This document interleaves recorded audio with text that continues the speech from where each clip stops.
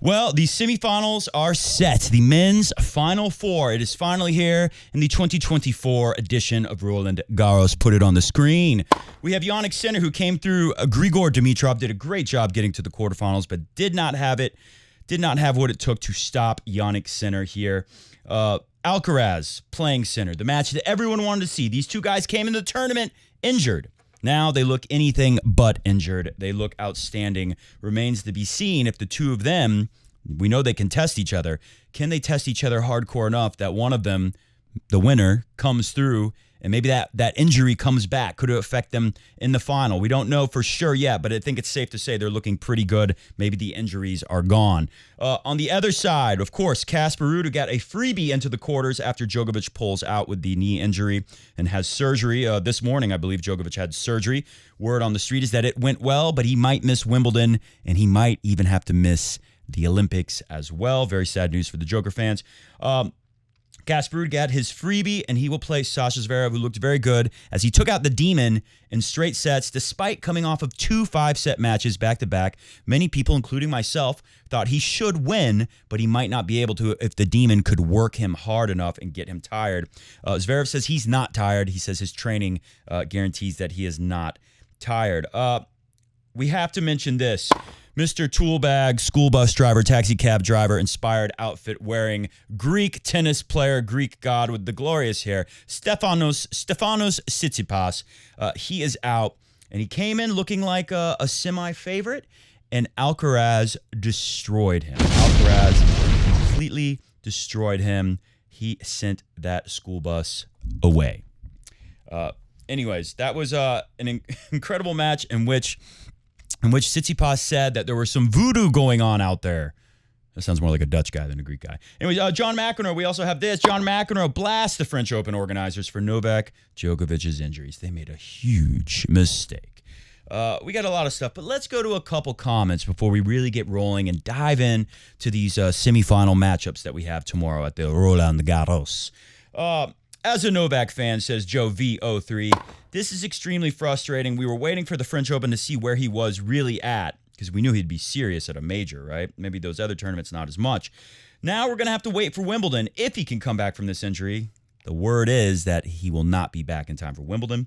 This has been the worst year for the greatest athlete of all time to ever pick up a tennis racket. I said it earlier this year, and I think with the injury, it is guaranteed the truth. This is the worst year in the history. Even go back to the first years. The worst year in history for Novak Djokovic. Here's a more uplifting comment, though. AJ Baines, 7654, says, Alcaraz versus Sinner is the match the world wanted to see. It will be electric with a lightning bolt, thunder strike. You like that thunder sound. Both playing an incredible level, an incredible rivalry to take over from the big three. But my question is, we have a new big three, maybe a new big four. Who exactly are those characters? We know Sinner and Alcaraz are definitely in there. Maybe Medvedev, maybe Zverev. Here on the clay, I think it's safe to say we might have our 4 best clay court players now, not counting Rafa, who's not at his best.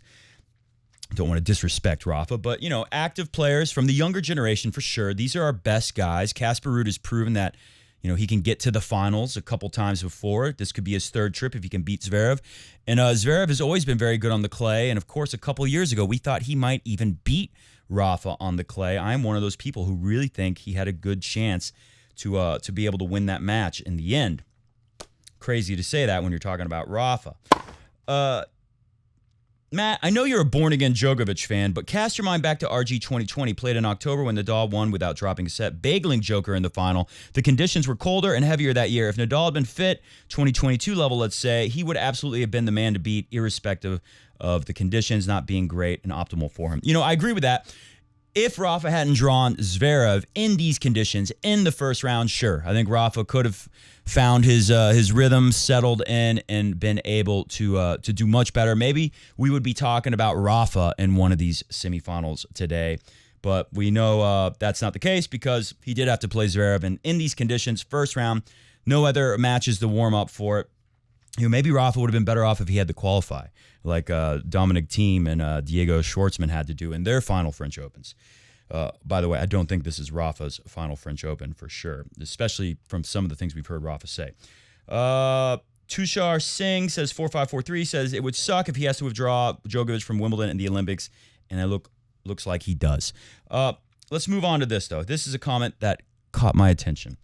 Good to see your channel active again. Well done. Where's Mr. Goat? Mr. Goat is around, actually in the draw show that never made it because the French Open took it down before it even posted.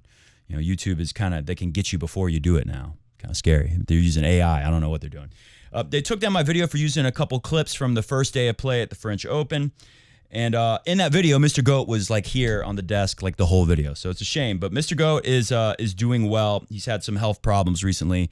Just turned 10 years old recently, but he's doing pretty good considering all of that. You will have the new Federer documentary to talk about, Matt. We're hoping you do it in the old style. It means maybe Federer stays beyond the records.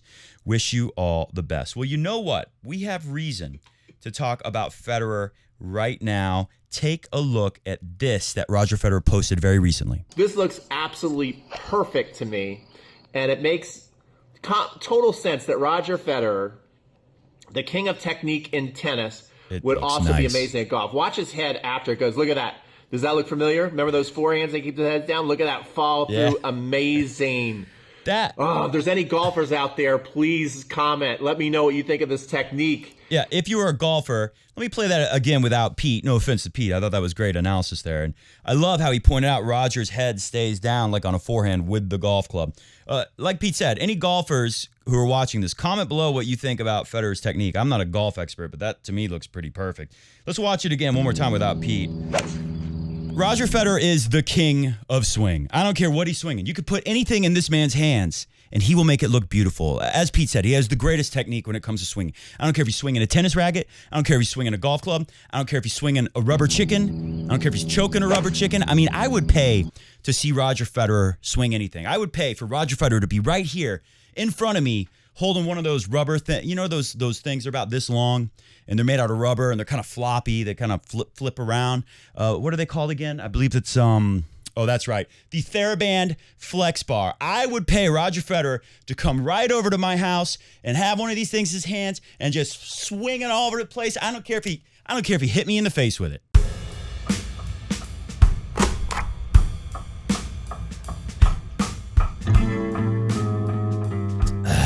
That's some good espresso latte. Espresso oat milk Djokovic latte. Welcome to the show. Welcome to Coffee Break Tennis. I'm your host, Matt Bradshaw. Drinking the Callaway Blue water and the Starbucks coffee. Not my greatest draw ever, but I do have Zverev in a semifinal, losing to Djoker. We know that won't happen. It's funny. I saw a comment that said, who did Matt pick? I never picked anyone. I basically went into this tournament saying, if Djoker can get back to where he should be, his normal level of play, he beats Zverev, and he's got a good chance to win, unless Sinner or Alcaraz is super healthy, right? The injury doesn't matter by the time they get this deep in the tournament. They survive. The people who are capable of testing them, like Tsitsipas, I put on here, like Hubi, I put on here, who didn't make it, or Yari, who didn't make it also. So things didn't work out that way, but I did say, it was a lot of caveats in that video that never made it to air because it got banned. It's kind of funny since no one saw the video. The French Open took it down. I can say anything. I could say, I predicted, whoever I think is going to win now. I can change it. But the truth is I left it blank, the winner, because I thought it could be Djokovic if he can just be healthy and get back to his normal self. And I thought it easily could be Alcaraz, maybe Sinner. But Alcaraz, if he can get over the injury. He didn't look that good in Madrid, so it was hard to pick Alcaraz. Now that I've seen them, it is very hard not to say Alcaraz. And if we talk about the matchup, I think it's really easy. It's kind of like talking about Roger and Rafa a little bit.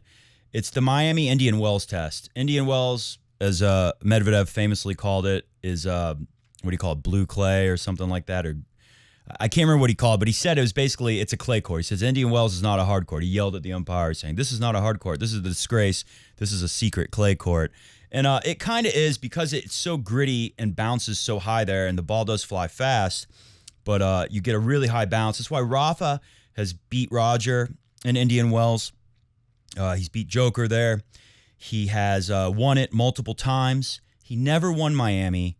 And, yeah, he did beat Roger there, I think, just once when they first played. I believe it was their first match ever in Miami, which, maybe it's like first time playing. You're the favorite. You're number one in the world. In Roger's case, you play this young, upcoming teenager who's really good. You don't know everything about him yet.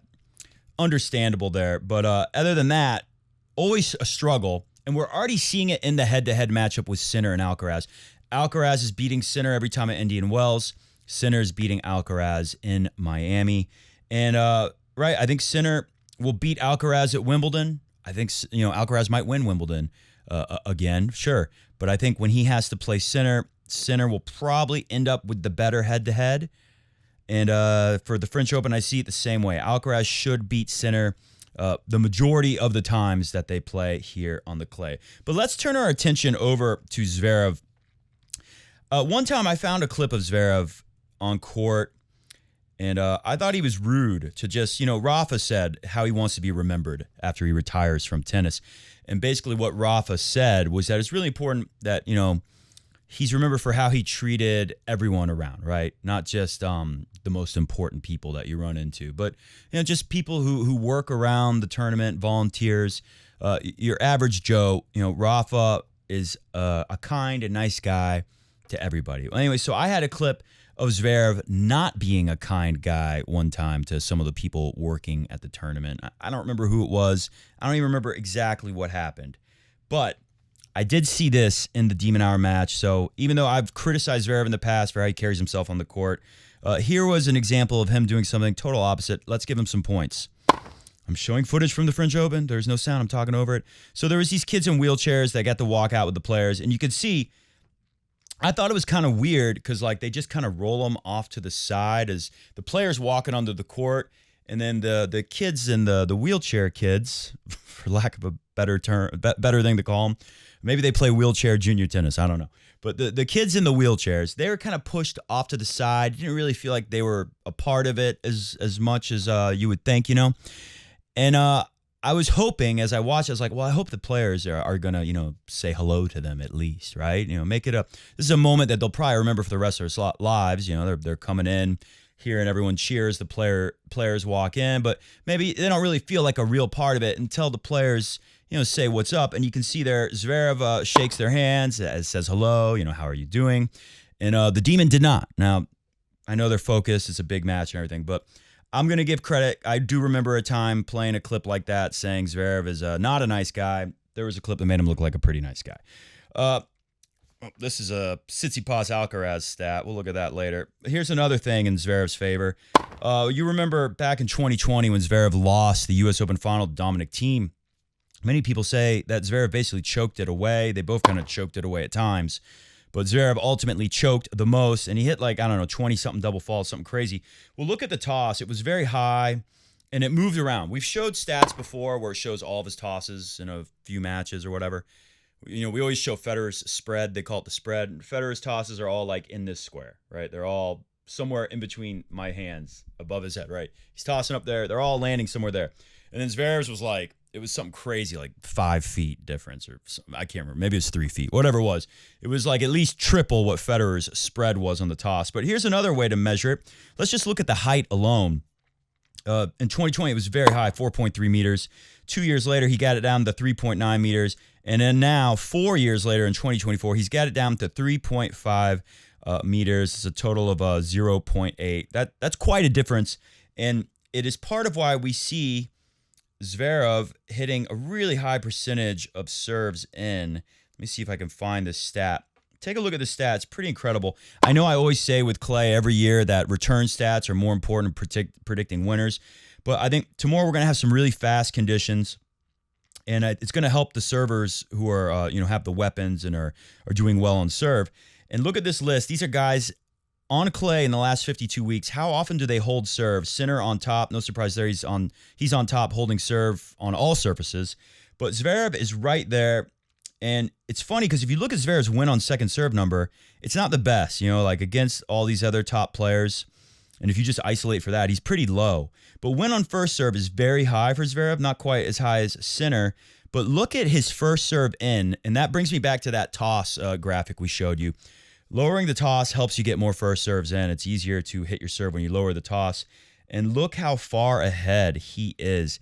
it is incredible for how hard he is serving and how much he's winning. So even though he has a very low win on second serve percentage compared to other top players, and he has a higher double fault count, he's tied with Rublev here, considerably higher than Shelton's the highest at 5 double faults on average per match.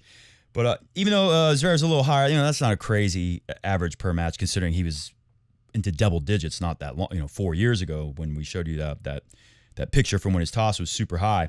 But considering that he has the low second serve, he's still holding the most, and I think that's all because of the first serve in percentage.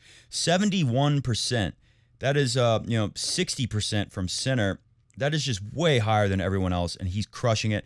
So Zverev's playing very well in a lot of ways, but ultimately, here's one stat on serve, though. This is not the best thing for Zverev.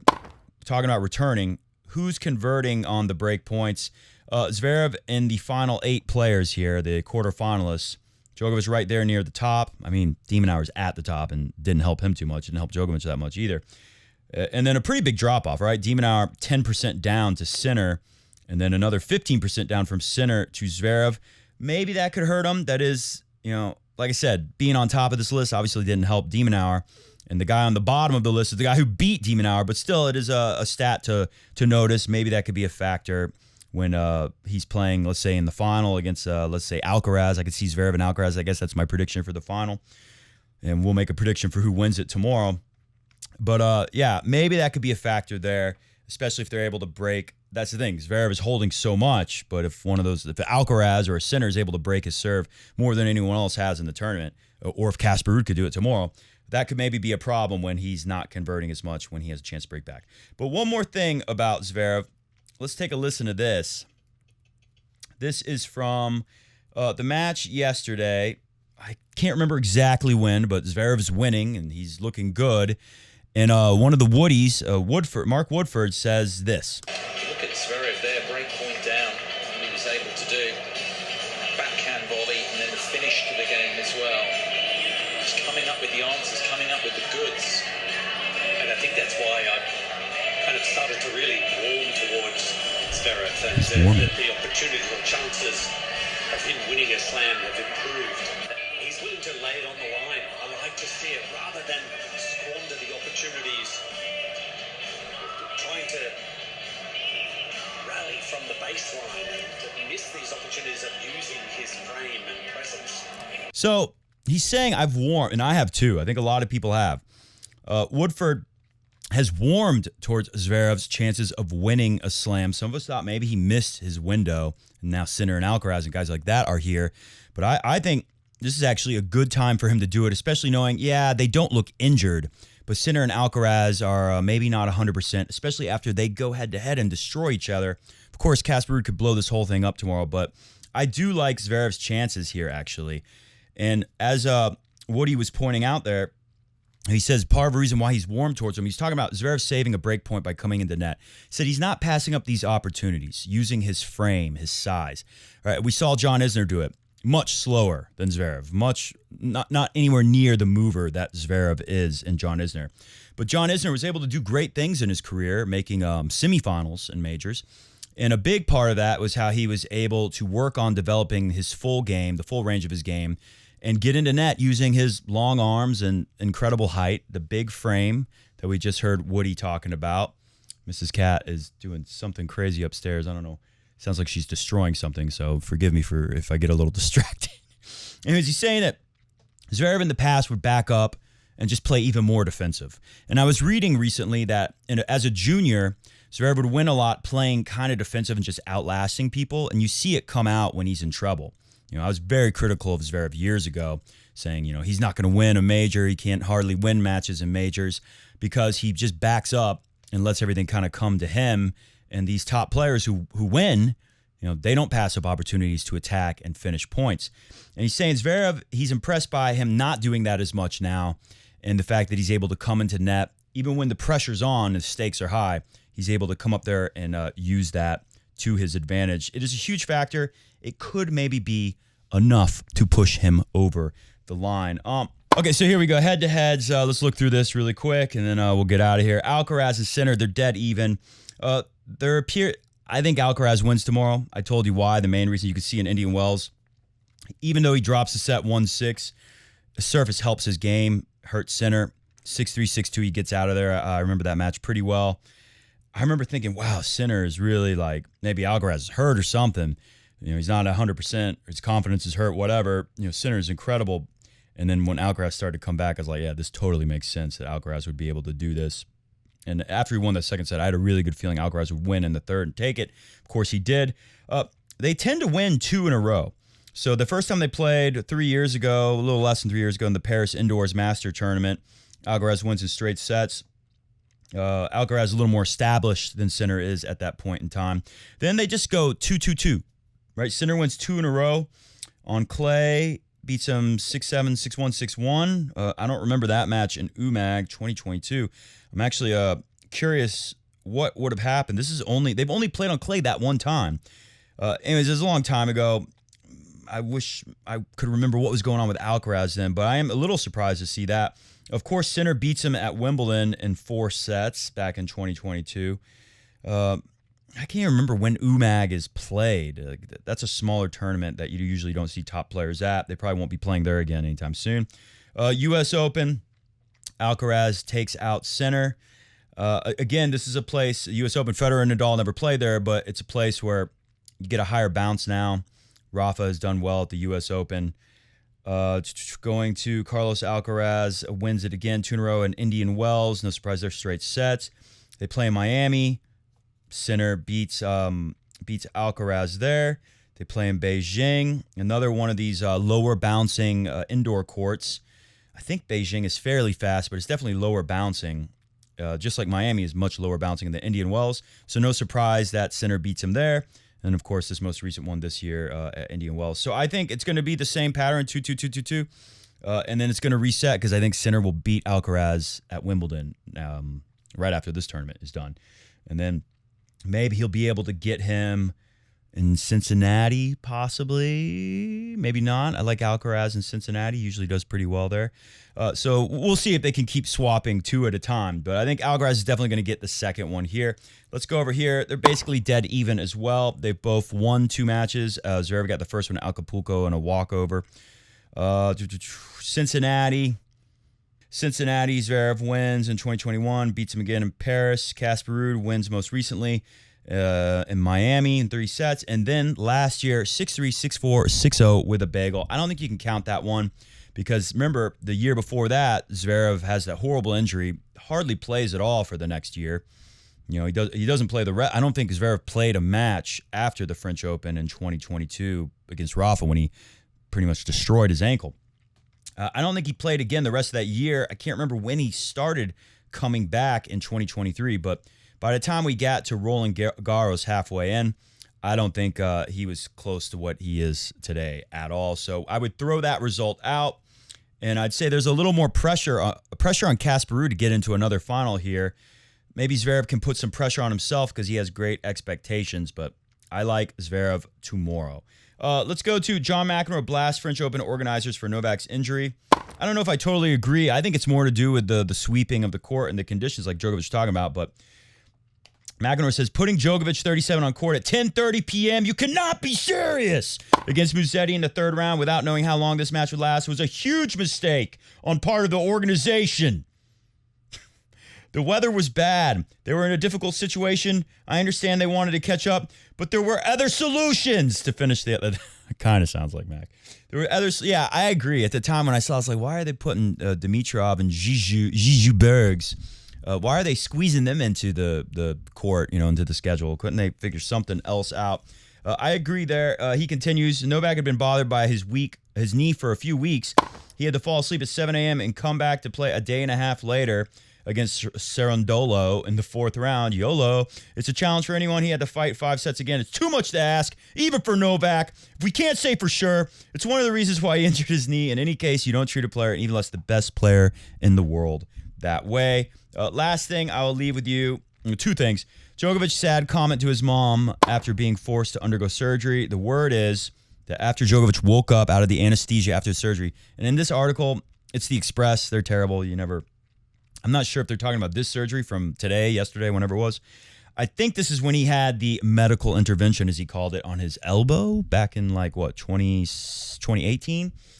Anyways, you know how Djokovic is about his body. He treats his body as a temple, more so than anyone in the history of sport, maybe. After he woke up, either it was the last surgery or this one, I'm sure he feels the same way. He said, I feel like, to his mother, he woke up, saw her first, I feel like I betrayed myself. We know how he is with his body. He doesn't like putting medicines into his body. He doesn't like having surgeries. He likes to do everything naturally, organically, holistically, healthily, whatever they say, those health gurus out there. I just think this goes to show that Djokovic is not done, right? I saw a comment saying, if I was Djokovic, why is he fighting like this, winning these 5 setters? If I was him, I would just retire. I'm already the greatest of all time, and I'd be on a beach somewhere. But that's not who Djokovic is, and I think this just proves this is a guy who does not want to have a surgery. The fact that he's having a surgery tells me he's not, in his mind, he's not done trying.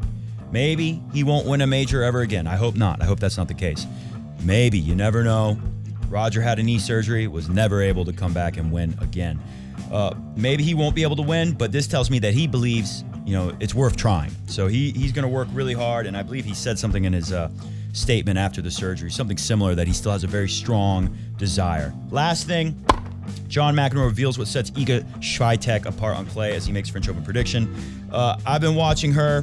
One thing about women's tennis, it's been less interesting to me, even though I like women's tennis. But, and we don't talk about it on the show here very much because it's so much work just to cover the men's game. So I just stick with what I can keep manageable, basically.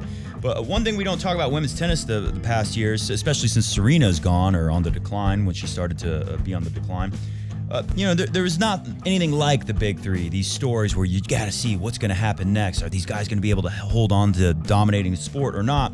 Always have a new number one, always have a Grand Slam champion on the women's side that you never hear about again. I mean, they just fall off the face of the earth like Emma Raducanu.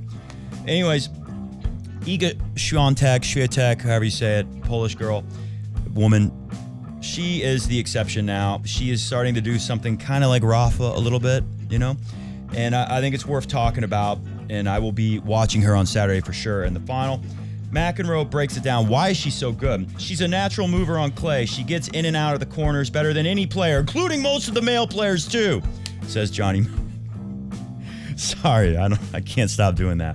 She just has an understanding, and I think it's fair to say because look at Medvedev, even De Minaur to some extent. Their ball is so flat.